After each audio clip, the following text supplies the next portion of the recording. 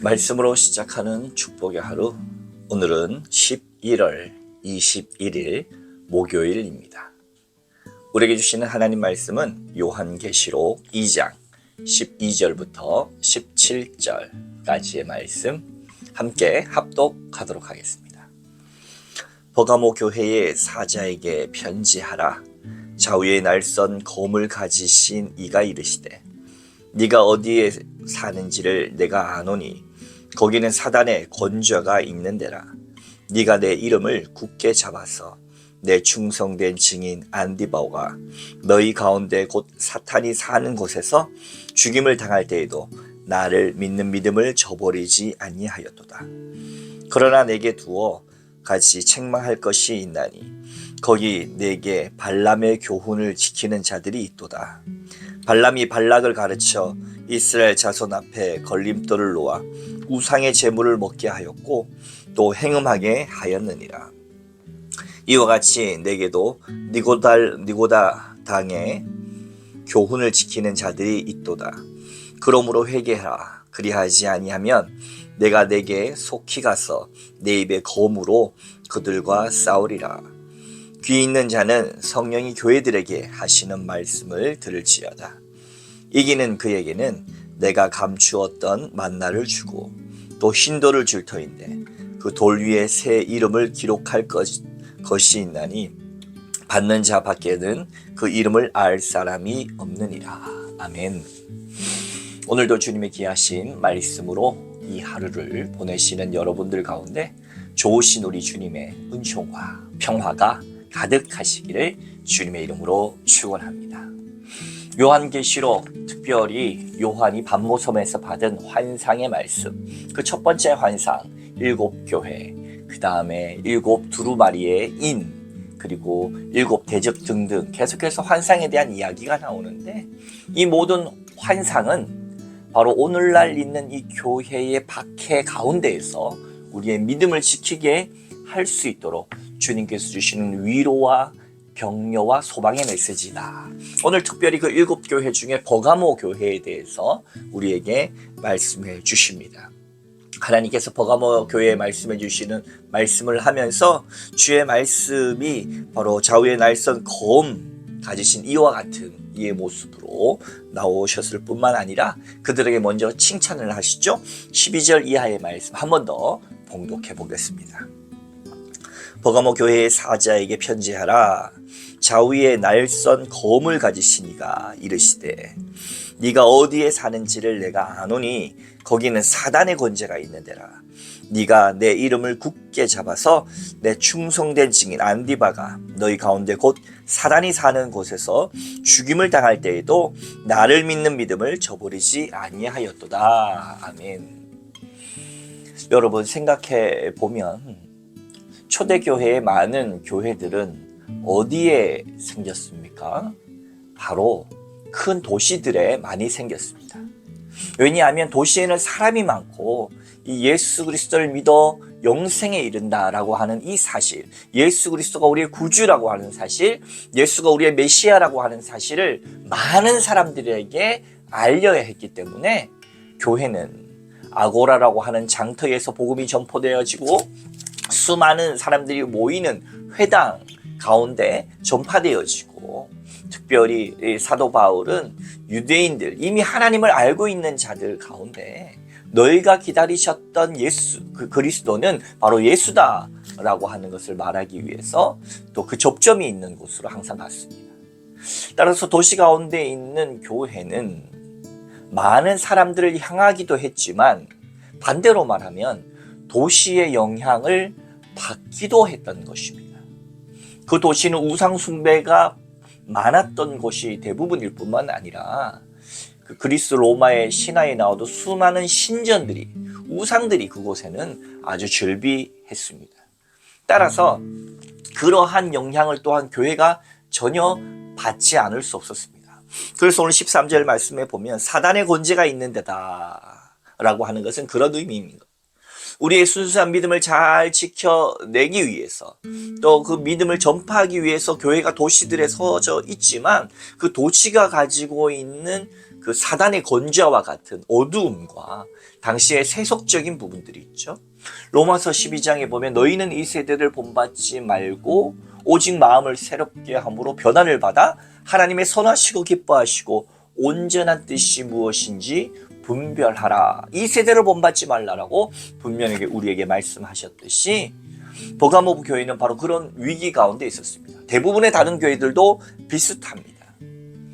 그럴 때에 특별히 그 믿음을 저버리지 않았을 뿐만 아니라 안디바라고 소개되는 이 사람은 죽임을 당하면서까지도 믿음을 지켰다 이렇게 얘기합니다. 초대 교부 중에 이렇게 초대 교회에 이 1세대들이 다 지나가고 1서 3세기 이러한 때에 교회 지도자 중에는 교회 박해가 계속되니까 로마 시대에 몇백 년간 교회는 박해당하지 않았습니까? 313년 기독교가 다른 종교와 마찬가지로 공인되기 전까지 불법 종교로서 탄압을 받을 때 이렇게 이야기합니다.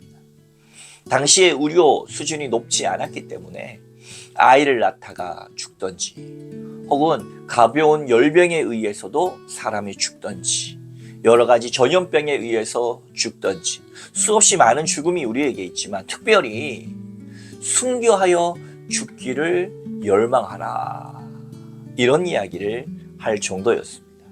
그렇습니다. 순교하면 사실 좀 떨리고 긴장되고 그러한 일이 나에게 없기를 바라는 것이 사람의 살고자 하는 생명의 기본 본능입니다. 그런데 또 어떻게 생각해 보면 우리 다 죽지 않습니까? 어떤 형식으로든 다 마지막을 맞이합니다. 그 마지막이 나에게 어떤 마지막이 되기를 원하는가? 내가 단순히 더 오래 사는 것이 중요한가? 그렇습니다.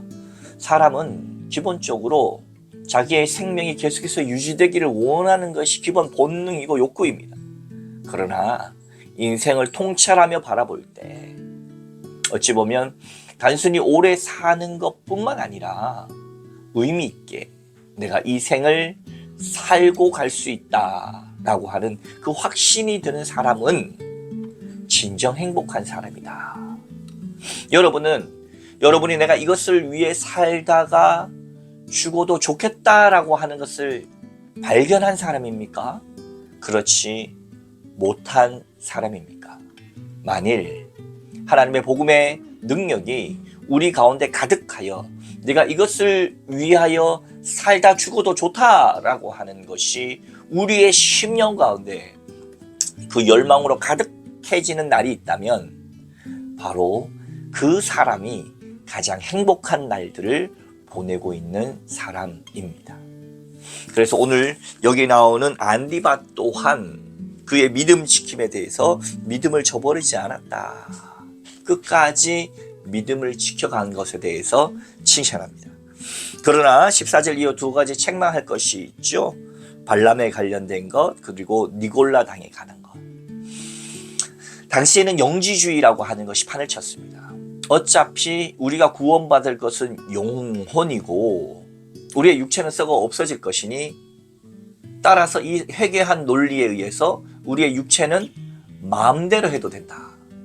그것을 죄악 가운데서 아주 어둠에 내 육체를 던져버려도 아무 문제가 없다. 내가 육체만큼은 하고 싶은 대로 해도 된다.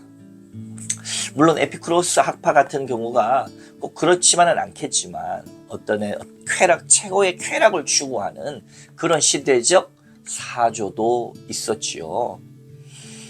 그렇듯 영지주의 같은 니골라 당이라든지 다른 것에 현혹되지 말고 끝까지 너희의 순수한 믿음을 지켜라. 이 세대를 본받지 말아라 라고 하는 것입니다. 16절 이하의 말씀. 그러므로 회개하라. 그리하지 아니하면 내가 내게 속히 가서 내 입의 검으로 그들과 싸우리라. 입에서 검, 말씀입니다. 좌우의 날선 검보다 더 예리해서 우리 혼과 영과 골수와 관절까지 찔러 쪼개기까지 하시고 정말로 이 죽임당하신 어린 양을 통해서 주신 그 하나님의 놀라운 말씀, 믿는 자들에게는 구원이요 믿지 않는 자들에게는 심판이 되신 그 하나님의 말씀 가운데 우리가 영홍육 그렇게 나눠지는 것도 사실은 이 헬라적 사고방식이지만 우리는 이 모든 것, 그래서 바울은 어떻게 보면 너희 몸을 하나님 앞에 거룩한 전으로 구별하라라고 하는 것은 그것입니다. 당시 사람들은 그러한 시대적 사고 속에 이 육체를 함부로 사용했기 때문입니다. 우리는 믿는 사람은 이 모든 것이 통전적으로 정말 하나님 앞에 우리의 영혼육 모두 다 하나님 앞에 드려지고 거룩하여지고 성결되어지고 구별되어지는 하나님의 모든 용사들 다 되시기를 주님의 이름으로 축복합니다. 함께 기도하겠습니다. 하나님 아버지 고맙습니다. 오늘 보가모 교회를 통하여서 정말로 이 세대의 많은 영향을 받을 수밖에 없는 오늘날의 우리를 떠올립니다. 이 세상은 정말로 돈과 쉼과 드러냄을 좋아하지만 우리는 주님 앞에 겸손하게 우리가 정말 주를 위해 살고 주를 위해 죽기를 우리의 삶 가운데 온전히 진실되게 다시 한번 고백하고 우리가 주어진 모든 삶들 속에 세대를 본받지 않고 주의 말씀 따라 믿음으로 승리하는 이 하루하루가 될 수 있도록 축복하여 주시옵소서. 모든 것 하나님께 올려드리며 인도하시는 예수님 이름으로 간절히 기도하옵나이다. 아멘.